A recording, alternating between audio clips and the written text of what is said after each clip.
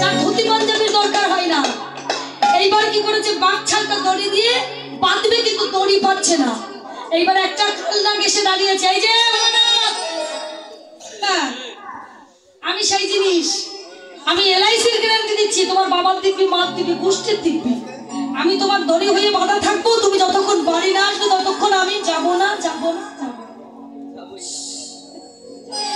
এইবার কোমরে বেঁধে দিয়েছে। কোমরে যখন ওই সাপ, কালার সাপ, মানে কালনাগ এসে কোমরে বাঁধা পড়েছে, গলায় একটা সাপ, কানে একটা সাপ, সব দিকে সাপের সাজ।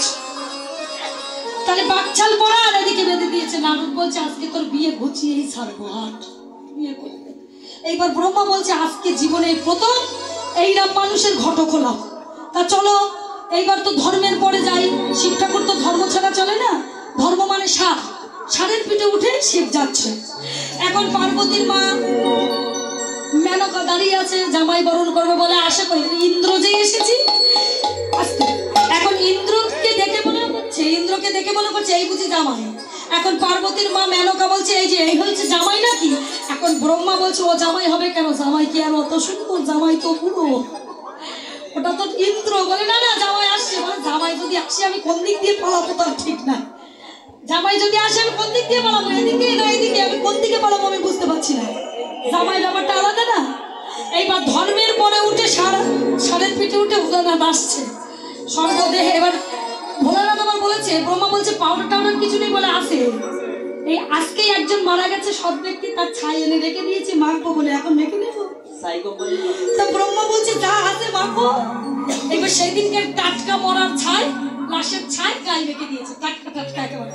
তাহলে মরার ছাইয়ের গন্ধটা জানেন তো কিরকম, এখানে হেভি সেন্ট, সারা অঙ্গে মেখেছে একদম, যে যাচ্ছে সে নাকে। এখন ভূত প্রেত যারা ছিল শিবের বিয়েতে যাবে না।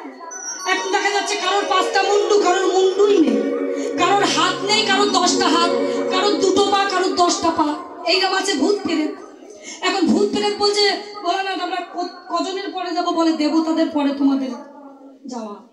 তাহলে ভোলানাথ আমরা কিন্তু তোমার আগে যাব, তুমি চলে যাবা, তারপরে আমাদের খেতে দেবে না, দেওয়া হবে না। আর একটা ব্যবস্থা করতে হবে, তোমার যা রূপ, ওই মাথার মালা করে গলায় পরেছো, তোমার দেখে জামাই ভক্তি করতে যাবে ওদের, তার থেকে খাওয়াটা আগে হবে, পরে তোমার বিবাহ হবে।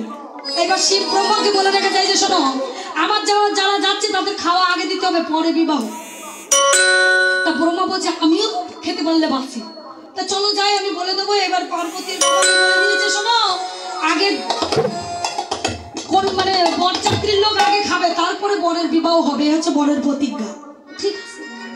এবার একটা ছেলে তার মাকে বলছে ও মা, বলছে আমি একটু বিয়ে বাড়ি যাবো। মা বলছে এত রাতে বিয়ে বাড়ি যেতে হবে না, ওই ব্রহ্মার বিয়ে হচ্ছে, এই শিবের বিয়ে হচ্ছে, যাবি কেন? বাচ্চাটা বলছে মা আমি যাবো। বাচ্চাটাকে আমি পরে বলবো। বাচ্চাটা বলছে মা আমি যাবো। মা তো যেতে দেবে না, বাচ্চা বলছে আমি যাবো। এইবার বাচ্চাটা দরজা খুলে বলছে মা আমার একটু লেট হবে, 1 ঘন্টা আমি আসছি। বাচ্চাটা গিয়ে দেখে যে পেছনে যাচ্ছে, সামনে যারা যাচ্ছে তাদের খুব সুন্দর সুন্দর দেখতে, আর পেছনে যারা যাচ্ছে তাদের হাত নেই, পা নেই, গড়িয়ে গড়িয়ে, কারোর 20টা মুন্ডু, কারোর 20টা হাত। বাচ্চাটা দেখে বেদো দৌড়িয়ে মার কাছে চলে গেছে। ও মা বলি বেশিক্ষণ দাঁড়ালে আমারও 20টা হাত হয়ে যেত আর কি। এখন ভূত প্রেত গেছে, খাওয়া দিচ্ছে, যারা একবার যাচ্ছে তারা দ্বিতীয়বার আর যাচ্ছে না। ও মা খাওয়া দিচ্ছে তো 20টা মাথাকে, কয়টা থালা দেবে বল? এখন ভূত প্রেতের বাস। এইবার আমার মহাদেব গিয়ে দাঁড়িয়েছে, ঢাকুর ঢকুর ঢকুর করতে করতে সারের পিঠে উঠে।